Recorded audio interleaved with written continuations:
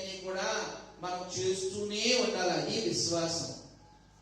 ఇప్పుడు క్రైస్తవులు ఎలాగైపోయారంటే విగ్రహారాధికుల్లాగానే అయిపోయారు. గుడికి వస్తే, చర్చికి వస్తే దేవుడు నాకున్న సమస్యను తీర్చేస్తాడు.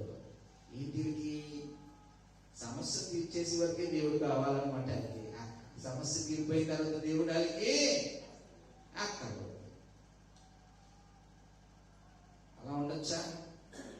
అటువంటి అవగాహనతో ఉండొచ్చా? అటువంటి ఆలోచనలో ఉండొచ్చా?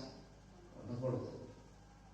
శ్రమల యందు మనకి ఓర్పు కావాలి. ఆ ఓర్పు కావాలి అంటే విశ్వాసంలో మనము స్థిరులై ఉండాలి.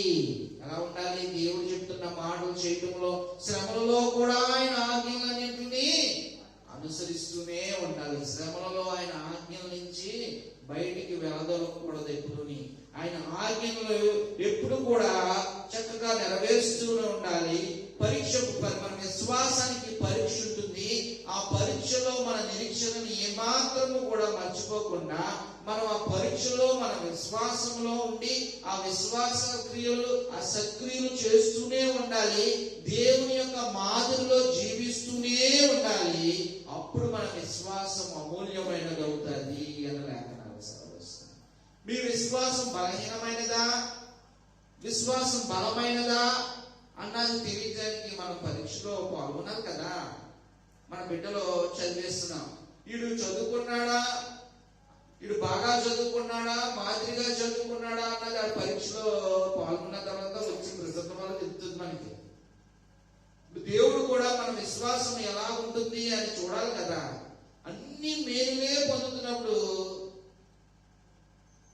మన విశ్వాసం తెలుస్తుందా? దేవుడిచ్చి అన్ని పొందుతున్నాం పరీక్షలో పెడితేనే కదా మనం ఎలాంటోడమో తెలుస్తుంది. అవునా కదా?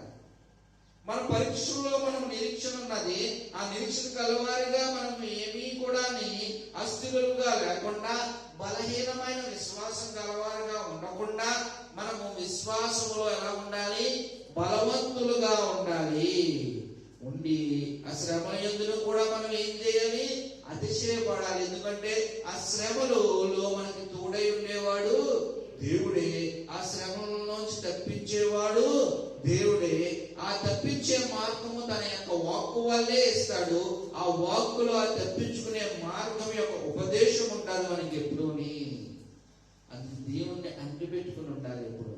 శ్రమలలో ఎప్పుడూని బలహీనులు బాగా కృంగిపోయి దేవుడు మాకు ఏం చేశాడు, ఈ దేవుడు నమ్ముకున్న తర్వాత అన్ని కష్టాలే, ఎవరి మాటలో తెలుసా? బలహీనమైన వారి మాటలో, అవిశ్వాసి మాటలు అయ్యాయి. దేవుడిని నమ్ముకున్న తర్వాత నీకు శ్రమ వచ్చినా కష్టం వచ్చినా ఆ దేవుడిని పాదాలు పట్టుకుని అడగలేకపోతున్నావు. అందుకే ఇంకా కష్టంలోనే ఆ శ్రమలోనే ఉన్నావు నువ్వు. ఒకసారి ఆలోచించండి. మనకేం కావాలంట?